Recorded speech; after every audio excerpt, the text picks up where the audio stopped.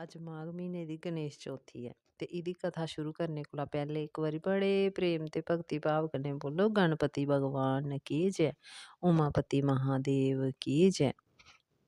पुराने समय च ऋषिगण स्वामी कार्तिकेय जी कोला पुछदे कि पृथ्वी दे समस्त प्राणी अपने संकट कोला छुटकारा पाने आस्तै केह् उपाय करन जेह्दे कन्नै उ'नेंगी हर कम्म च सफलता मिले। ते उ'नें एह् गणेश चौथी दा बरत दस्सेआ हा जिसी संकट चौथ बी आखदे। इ'यां पूरे साल च अधिक मास पाइयै ते 13-14 चौथी दे बरत होंदे। स्वामी कार्तिक जी आखदे कि पूरा जीवन संकट चौथ दा बरत रक्खना चाहिदा। पूरा जीवन नेईं रखोए तां 21 साल, 21 साल बी नेईं रखोए तां 12 म्हीने रक्खना, पर जे 12 म्हीने बी नेईं रखोए तां पूरे साल च इक बरत जरूर रक्खना। जियां अस जनानियां माघ म्हीने दी गणेश चौथी अपने बच्चे दी लंबी उमर आस्तै रक्खनियां, जिसी भुग्गे दा बरत बी आखदे। इस बरत च बाल चंद्र नांऽ दे गणेश दी पूजा करनी। फिर एह्दी कथा सनांदे कि राजा हरिश्चंद्र दे राज्य च इक कुम्हार ते ऋषि शर्मा ब्राह्मण ते ब्राह्मणी रौंह्दे हे। ते ब्राह्मण हा जेह्ड़ा ओह् बड़ा गरीब हा ते ओह्दे घर इक पुत्तर दा जन्म होएआ ते किश समें बाद गै ऋषि शर्मा ब्राह्मण हा जेह्ड़ा ओह्दी मृत्यु होई जंदी।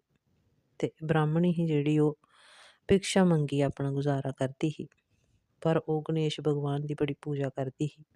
संकट चौथी दा बरत रखदी ही, भिक्षा मंगियै गै तिल दे 10 लड्डू बनाइयै गणेश भगवान गी भोग जरूर लांदी ही ते आपूं बी तिल लड्डुएं दा गै फलाहार करदी ही।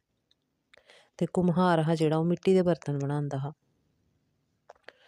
ते पर ओह्दा कम्म हा जेह्ड़ा ओह् बड़ा घट्ट चलदा हा। ना ओह्दा आवा भखदा हा ते ना बर्तन पकदे हे। ओह्दी कुड़ी दा ब्याह् आई गेआ ते उन्न कुसै तांत्रिक कोला पुच्छेआ भई महाराज मिगी कोई उपाय दस्सो जेह्दे कन्नै मेरा आवा शैल भखै ते अ'ऊं मते मते बर्तन बनां। ते तांत्रिक ने आखेआ भई तूं अपने आवे च इक बच्चे दी बलि दे, फिर तेरा कम्म शैल चली पौना। ते इक दिन ब्राह्मणी ने गणेश चौथी दा बरत रक्खे दा हा ते गोबर दा गणेश बनाइयै ओह्दी पूजा करदी ही। भिक्षा मंगियै ते गणेश भगवान अग्गें तिल दे 10 लड्डू बी जरूर चाढ़दी ही। ते ब्राह्मणी भिक्षा मंगने गेदी ही ते ओह्दे 5 साल दे पुत्तर ने गोबर दा गणेश चुक्केआ ते बाह्र खेलन चली गेआ।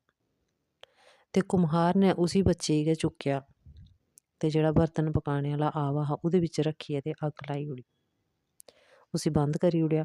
ते जिसलै सवेरा आइयै दिक्खेआ ते आवे च पैर पैर पानी हा ते पानी च बच्चा खेला दा हा।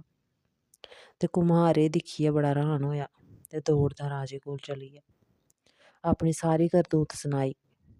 ते राजे गी आखेआ भई मिगी महाराज मृत्यु दंड देई ओड़ो, में बड़ा पाप कीते दा ते पर इ'यां इ'यां मेरे आवे च बच्चा जेह्ड़ा ओह् खेला दा। ते राजे ने बी जिसलै आइयै दिक्खेआ ते बच्चा बिच्च मजे कन्नै खेला दा हा। चिरै गी ब्राह्मणी बी रोंदी करलांदी अपने बच्चे गी तुपदी उत्थै आई गेई। ते राजा उसी ब्राह्मणी गी आखदा भई तूं जरूर कोई जादू टोना जाननी ऐ, तां तेरे पुत्तर गी किश निं होएआ। ते ब्राह्मणी बोली महाराज में कोई जादू टोना निं जानदी, में सिर्फ संकट नाशक गणेश चौथी दा बरत रक्खनी आं।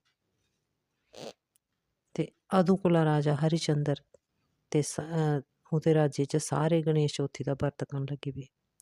भगवान आखदे जेह्ड़ा कोई ध्यानपूर्वक कथा सुनदा जां सनांदा ऐ ओह्दे बी समस्त कार्य पूरे होंदे।